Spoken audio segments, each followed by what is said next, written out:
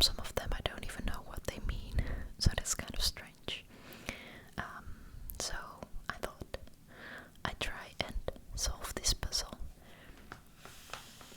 and you can help me out. So let's start at the top, and it says allemaal, and that means all of them, but then, you know, like in one word. Oh, and actually I already found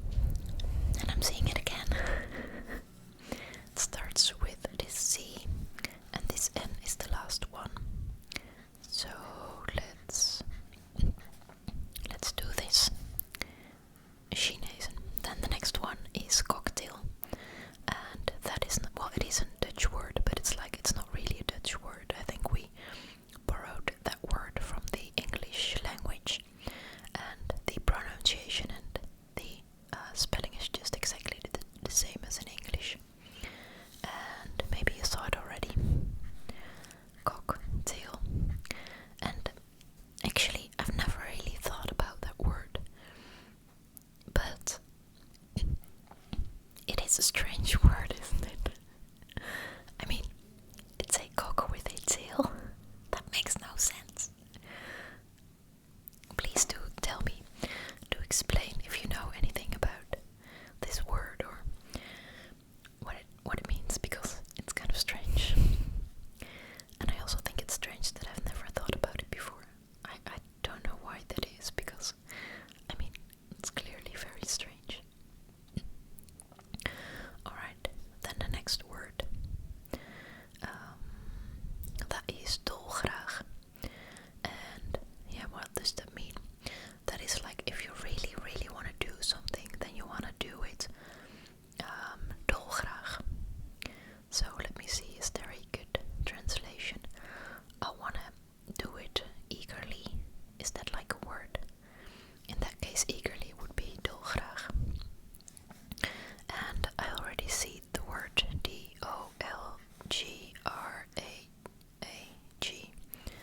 Dolgraag.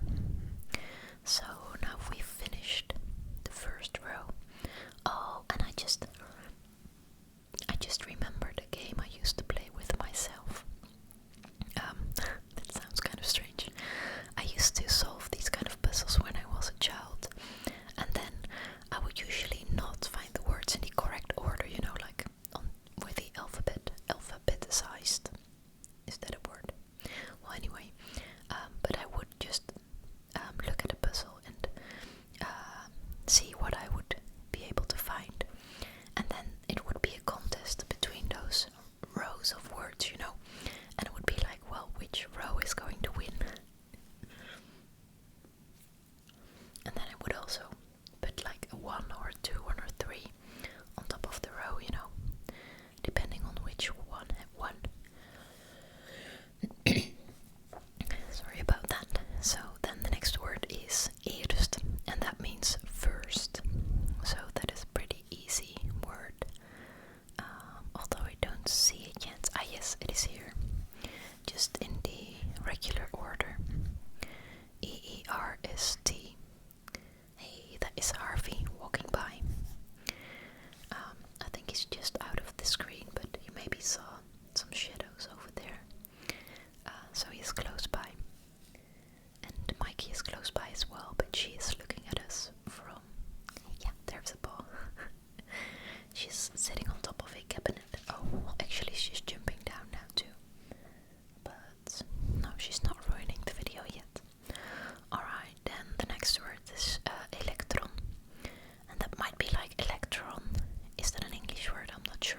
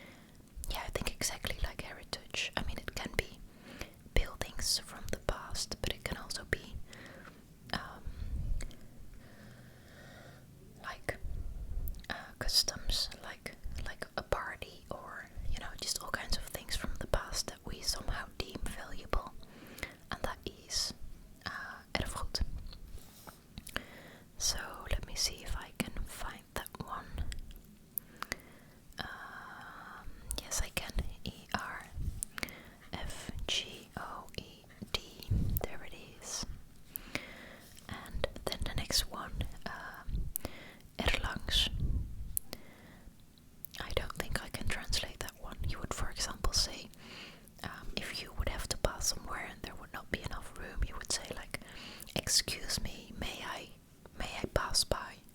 And then that pass by would sort of translate to erlangs, mag ik erlangs, may I pass? But it's not like a literal translation, but I think that sort of is what it is. So, it is over here. Erlangs. Alright, then the next one, I think it's a lovely word. I thought it said fantasy, but it's not because there's a T here. So then it says fantaste. And I think that is like the female form, the female word.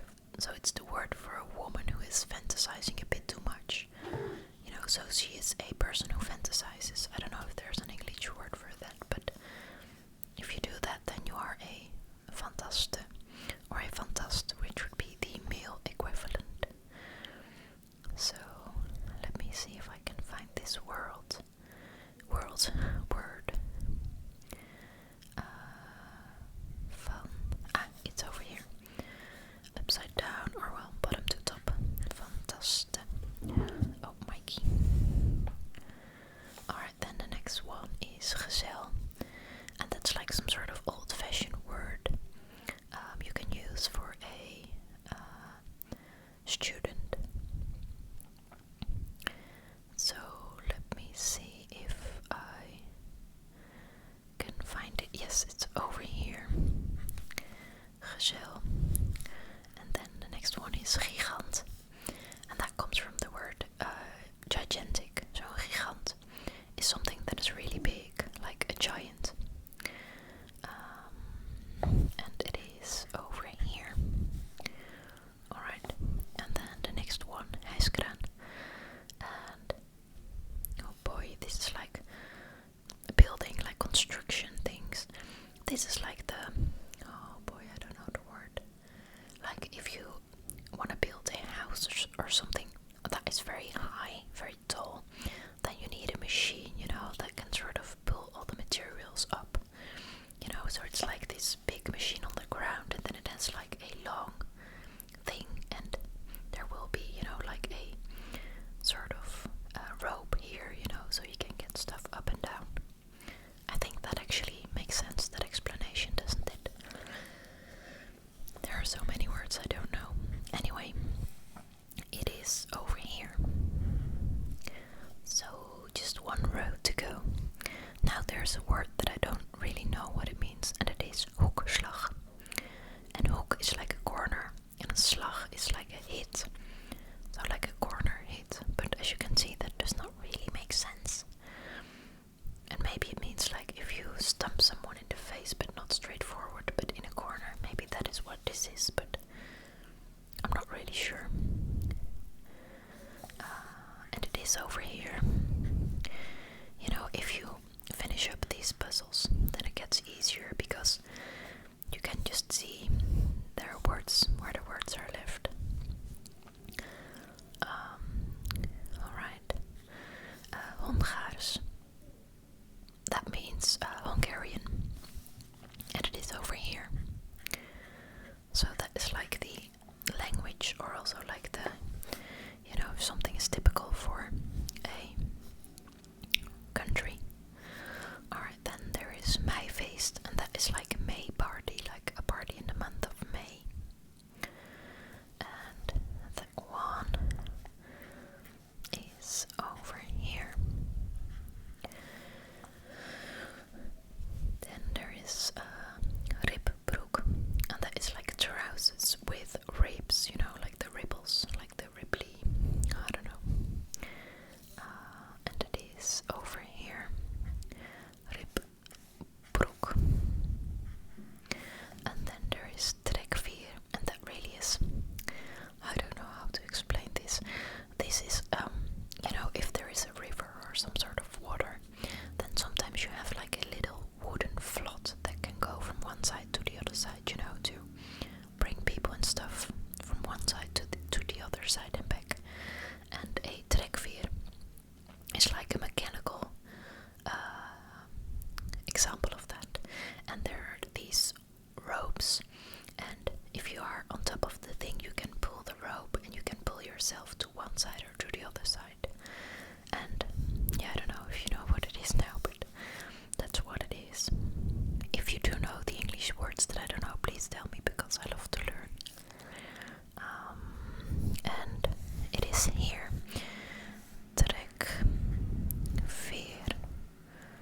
Alright, then viooltje. It's kind of a strange word because viol without the ch means violin, and ch is like it's what you put behind a word to make it smaller. Like a stool is a chair. You can say stoeltje is a little chair. Yeah, like in Spanish you can say like papa, papita. You know, it's just like that doesn't really exist in English, does it? Like something you add to a word to make it smaller. Anyway, it is over here. Okay. And then the last one is vulsel. And that, well, basically means like filling, like something that goes in something else. And that one is over here. So this is it. So let me see, I've got another, oh, Mikey, I've got another pen over here. And now, what I like about this, when I was younger I used to make these puzzles, and then I would never really know how I would mark the letters that I had already used. And I would usually, you know, just write, you know, like these lines behind them. I would circle the words basically, and then at the end it would be a chaotic place with all kinds of stripes and circles, and it would be really hard to see which letters hadn't been used. And later I did it like just adding round circles to each individual letter instead of, you know, the word at once, just all different ones. But I think this is what I'm doing now, which took me 36 years to think of. It's actually way easier because you can really see the words very well, the letters, but still you can see which one hasn't been used. Alright, so we did not use a G and an A, an S, a M, a U, a N, and a T. And that again is a word that I don't really know what it means. Gas is like gas and munt is coin, so this is like a gas coin. And once again, you know, I mean, those are words indeed, but a gas coin, no idea. By the way, this color really fits this color here, do you see? Like the pink on this page over here and this phone number.